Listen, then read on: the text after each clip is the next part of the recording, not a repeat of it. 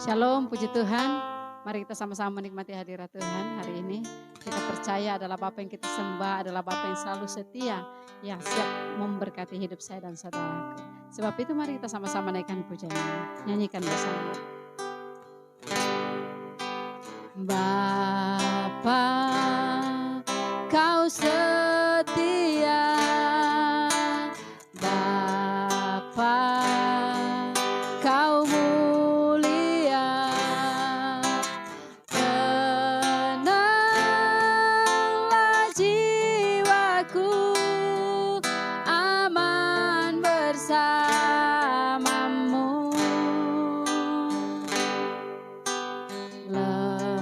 Lebih dari harta, Kaulah segalanya. Tenanglah jiwaku dalam hadirat-Mu.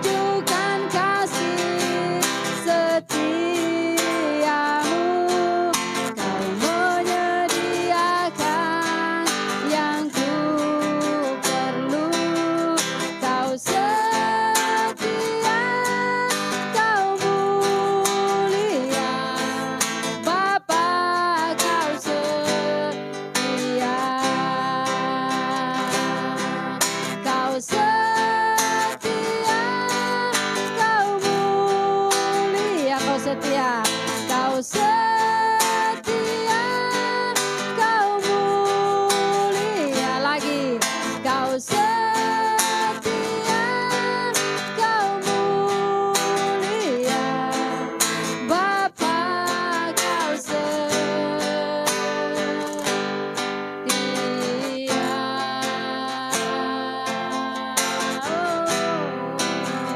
Mari yang percaya bahwa Allah kita adalah Allah yang setia, yang senantiasa memberkati hidup saya dan saudara. Mari kita sembah Dia. Oh, haleluya. Terima kasih buat kesetiaan Tuhan, buat kasih setia-Mu bagi kami umat-Mu. Haleluya. Kami bersyukur kepadamu buat kasih setia-Mu, buat penyertaan-Mu Tuhan. Haleluya.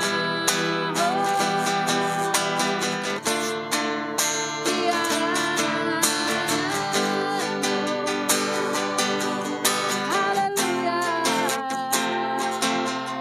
Terima kasih ya Aba ya Bapa.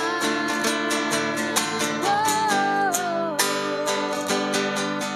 Yesus, tiada Allah seperti-Mu, tiada Allah seperti-Mu, yang selalu setia dalam hidupku. Haleluya. Haleluya, Yesus, terima kasih. Kami bersyukur punya Yesus dalam hidup kami, yang senantiasa setia mengiring hidup kami, yang senantiasa setia memberkati hidup kami. Sebab itu Tuhan Yesus, kami terus membawa hidup kami, bahkan kami terus mengangkat tangan kami kepadamu. Biarlah Engkau terus yang memegang tangan kami. Jangan pernah lepaskan Tuhan. Tangan kuat yang memegangku, selalu menuntunku. Ku tak mau jalan sendiri. Yesus, ku perlu kasih-Mu, ku perlu kuasa-Mu sampai akhir hidup. Oh, tangan kuat, tangan kuat yang memegangku, selalu menuntunku. Ku tak mau jalan sendiri.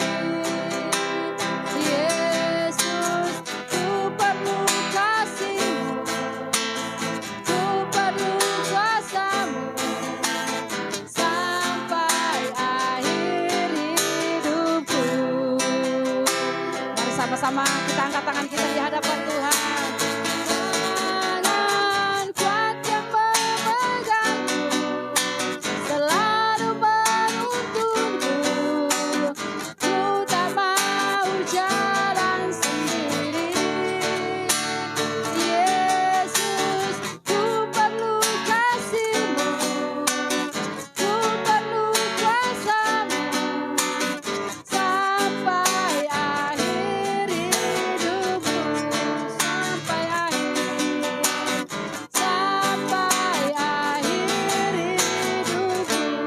Haleluya, sampai akhir hidupku.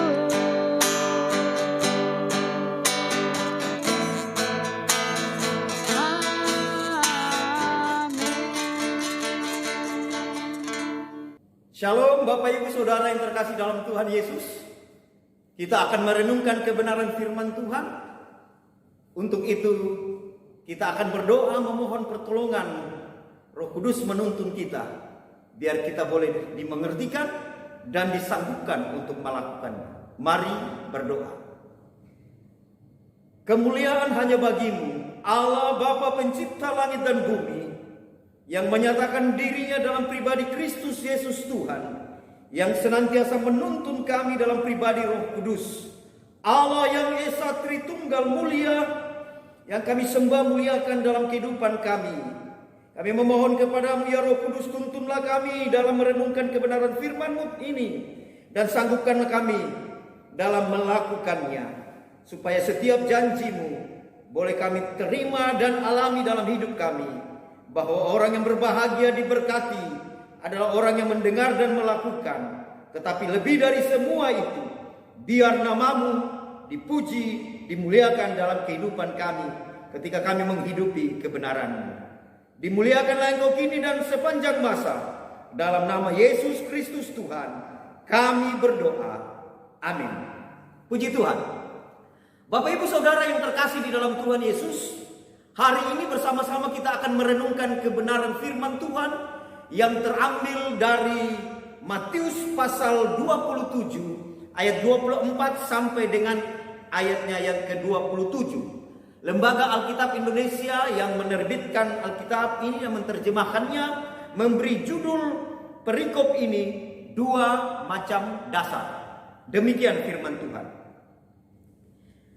Setiap orang yang mendengar perkataanku ini dan melakukannya, ia sama dengan orang yang bijaksana, yang mendirikan rumahnya di atas batu.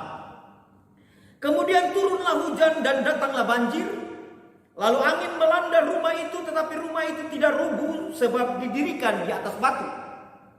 Tetapi setiap orang yang mendengar perkataan dan tidak melakukannya, ia sama dengan orang yang bodoh, yang mendirikan rumahnya di atas pasir. Kemudian turunlah hujan dan datanglah banjir, lalu angin melanda rumah itu, sehingga rubuhlah rumah itu, dan hebatlah kerusakannya. Bapak Ibu Saudara yang terkasih dalam Tuhan, saat ini kita akan merenungkan nats bacaan ini. Namun sebelumnya kita akan melihat sedikit konteks dari ayat yang kita baca ini. Ayat 24 sampai dengan ayat 27 Matius pasal 7 ini merupakan kesimpulan atau merupakan bagian terakhir dari seluruh rangkaian pengajaran Tuhan Yesus ketika ia mengajar orang banyak di bukit, ketika ia berkhotbah di bukit. Dan itu kita bisa melihat mulai dari pasal yang kelima dari Injil Matius. Jadi pada bagian pasal 7 ayat 24 dan 2 sampai 27 ini adalah merupakan penekanan, kesimpulan dari seluruh pengajaran yang Tuhan ajarkan di bukit pada saat itu, yang dimulai dari pasal 5. Tuhan Yesus berkata, setiap orang yang mendengarkan perkataanku ini. Jadi ini merupakan kesimpulan bagaimana merespon atas pengajaran itu. Bapak Ibu Saudara yang terkasih dalam Tuhan Yesus, beberapa hal yang diajarkan Tuhan Yesus di bukit pada saat itu, sebagaimana tadi saya katakan, dimulai dari pasal yang kelima. Di pasal yang kelima, Tuhan Yesus mengajarkan tentang kebahagiaan yang sejati. Ucapan bahagia. Di sana Tuhan Yesus mengajarkan bahwa sesungguhnya kebahagiaan sejati itu adalah ketika seseorang di hadapan Tuhan, dia ada dalam posisi miskin, tiada berdaya. Orang-orang seperti ini akan mengalami bahagia karena mereka akan memiliki kerajaan surga. Masih di bagian yang sama Tuhan Yesus mengajarkan tentang bahwa orang-orang yang lemah lembut mereka akan berbahagia karena mereka akan memiliki bumi.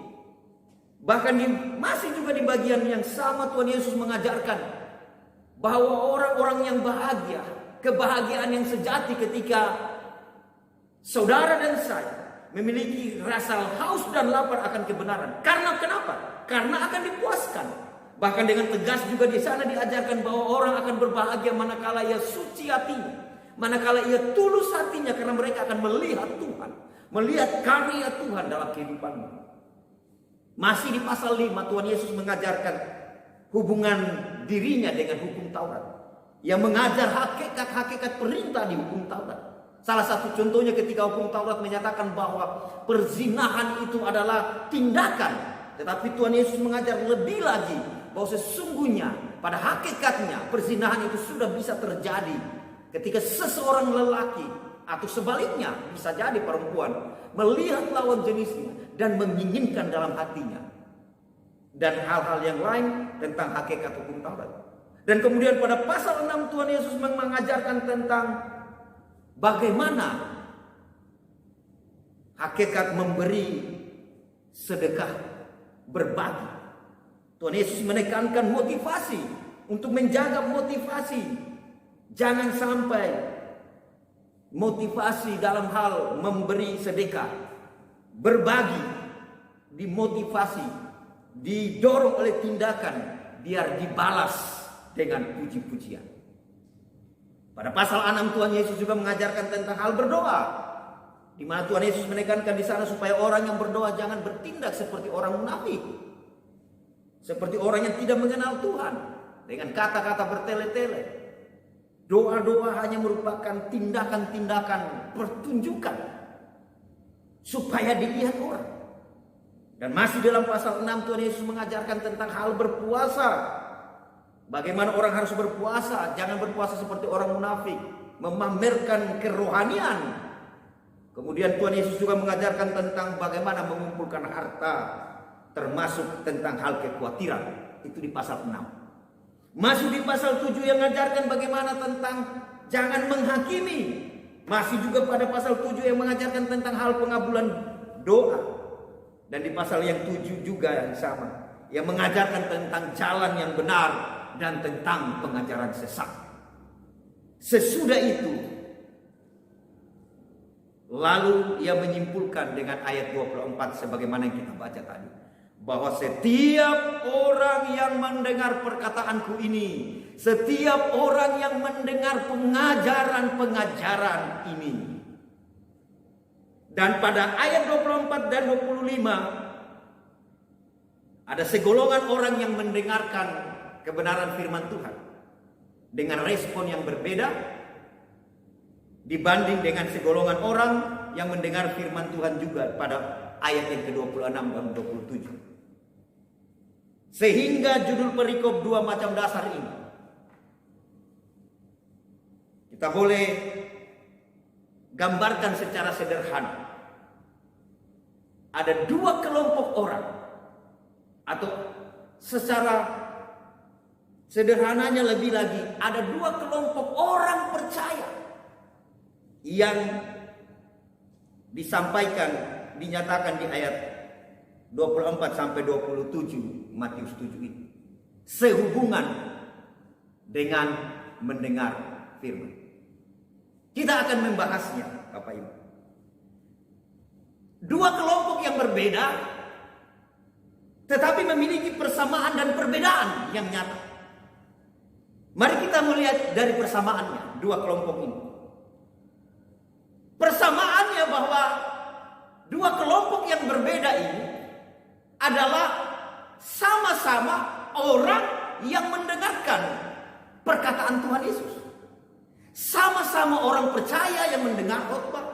Sama-sama orang percaya yang merenungkan kebenaran firman Tuhan.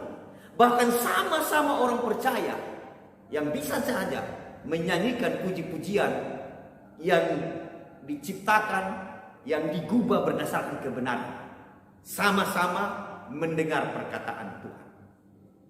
Kesamaan berikutnya bahwa sama-sama mendirikan rumah. Ini bicara tentang sama-sama menjalani kehidupan ini. Dan kemudian Alkitab mengatakan juga bahwa sama-sama mengalami peristiwa turunnya hujan, datangnya banjir, dan bertiupnya angin. Sama-sama mengalami pergumulan, sama-sama mengalami masalah. Dua kelompok yang berbeda tetapi memiliki kesamaan. Yang pertama, sama-sama mendengar firman Tuhan, sama-sama belajar kebenaran firman Tuhan, sama-sama merenungkan firman Tuhan, sama-sama mengkhotbahkan firman Tuhan, sama-sama mendengar khotbah. Orang-orang percaya. Kemudian sama-sama menjalani kehidupannya dan sama-sama mengalami pergumulan, persoalan, masalah dalam hidupnya. Turunnya hujan, bertiupnya angin, datangnya banjir. Jadi sama-sama mengalami masalah. Itu sesuai juga dalam Mazmur pasal 34 ayat 20. Bahwa orang benar banyak pergumulannya, banyak kemalangannya. Tetapi ayat 20 juga menjaminkan bahwa semua akan bisa berlalu karena Allah melepaskan dari kemalangan-kemalangan itu. Bahkan Mazmur 90 ayat 10, bahwa kesukaran dan penderitaan merupakan kebanggaan bagi orang percaya. Karena toh semuanya itu akan berlalu. Dua kelompok yang sama, yang berbeda tetapi memiliki hal yang sama dalam hal mendengar, dalam hal mendirikan atau menjalani kehidupannya sama-sama, dan juga sama-sama mengalami persoalan-persoalan. Sekarang kita akan melihat perbedaannya. Di mana perbedaannya? Dua kelompok ini, sebagaimana tadi saya katakan, sama-sama mendengar, sama-sama menjalani kehidupan dan mengalami persoalan. Tetapi perbedaan yang sungguh nyata dimulai dari responnya. Berbeda dalam hal merespon apa yang dia dengar, apa yang dikatakan oleh Tuhan, apa yang dia renungkan sehubungan dengan firman Tuhan. Perbedaannya dalam hal respon. Perbedaan yang pertama, pada ayat 24 di sana dikatakan bahwa mereka mendengar perkataanku dan melakukannya. Tetapi pada ayat 26, kelompok yang kedua mendengar perkataanku tapi tidak melakukannya. Itu perbedaan yang pertama yang sungguh nyata. Sehingga sebutannya juga berbeda. Kalau di kelompok pertama orang yang mendengar kemudian melakukannya disebut sebagai orang bijak.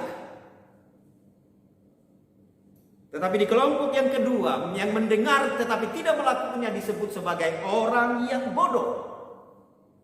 Bahkan Rasul Yakobus pada surat Yakobus yang pertama, pasal yang pertama ayat 22 dan 26 disebut sebagai orang-orang yang menipu dirinya sendiri, yang mendengar tetapi tidak melakukan.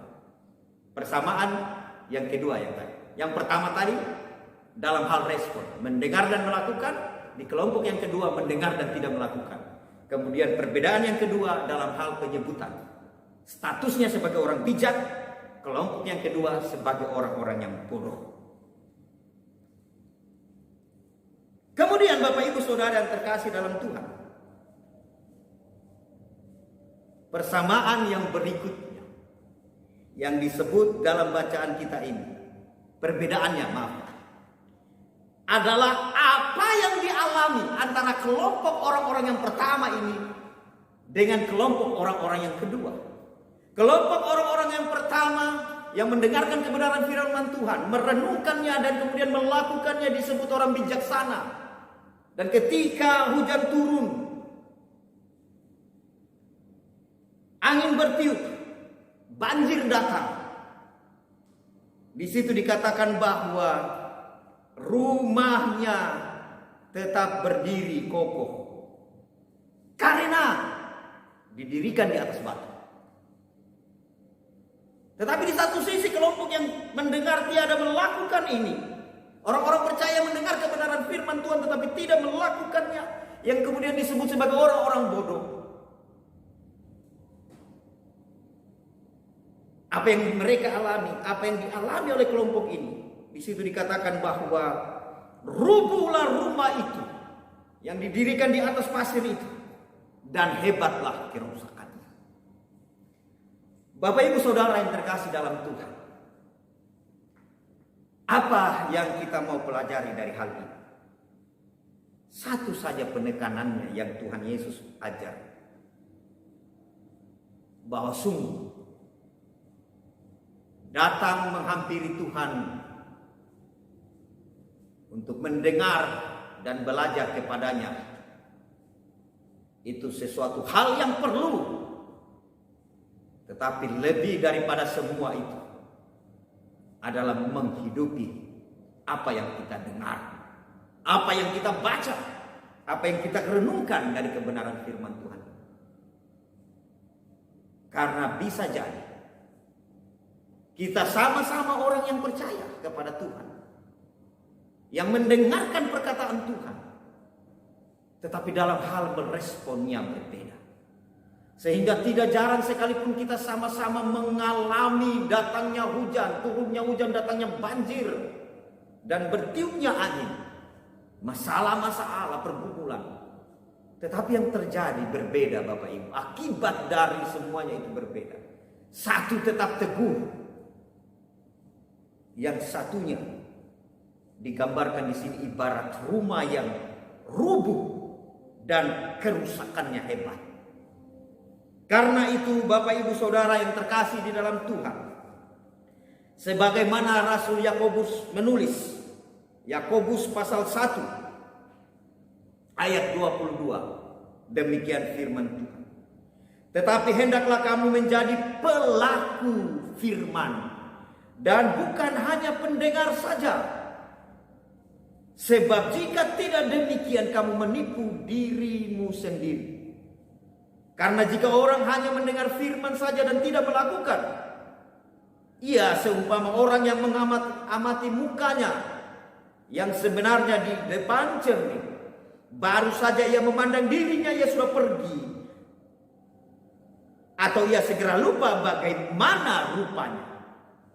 Tetapi barang siapa meneliti hukum yang sempurna, yaitu hukum yang memerdekakan orang, dan ia bertekun di dalamnya, melakukannya, menghidupinya, memeliharakannya. Jadi bukan hanya mendengar untuk melupakannya, tetapi sungguh-sungguh melakukannya. Alkitab bilang begini, ia akan berbahagia oleh perbuatannya itu. Ia akan berbahagia oleh tindakannya itu, yaitu mendengar dan melakukannya. Bukan hanya berbahagia, tetapi Alkitab mengatakan diberkati. Karena kata yang diterjemahkan dengan berbahagia itu juga diterjemahkan dengan kata yang sama, yang mengandung pengertian diberkati. Karena itu Bapak Ibu Saudara yang terkasih dalam Tuhan, dalam pengiringan kita mengikut Tuhan, turunnya hujan, berhembusnya angin, datangnya banjir, itu tiada dapat kita pungkiri, bisa saja terjadi. Ingat Mazmur 34 ayat 20, bahwa orang benar bahkan dia mengalami kemalangan yang banyak. Tetapi orang benar, mereka mendengar dan melakukannya, merespon sesuai dengan kebenaran firman. Sehingga Tuhan menjamin di Mazmur 34 ayat 20, kemalangan boleh banyak, tetapi Tuhan melepaskan karena kita mendengar dan melakukan apa yang Tuhan kehendaki. Terpujilah Tuhan, kita akan berdoa. Materaikan kebenaran firman-Mu yang kami sudah renungkan, supaya setelah kami mendengar, setelah kami belajar, setelah kami renungkan, kami masuk dalam kehidupan kami, berkomitmen untuk melaksanakan, sehingga setiap janji Tuhan kami boleh alami. Lebih dari semuanya adalah nama Tuhan dipuji dan diagungkan. Terima kasih Tuhan. Kemuliaan hanya bagi-Mu, dulu, sekarang, bahkan sampai selama-lamanya. Damai sejahtera-Mu tercurah atas kami semua umat-Mu yang beribadah dan merenungkan kebenaran firman-Mu hari ini. Demi Kristus Yesus Tuhan, kami berdoa. Amin. Shalom.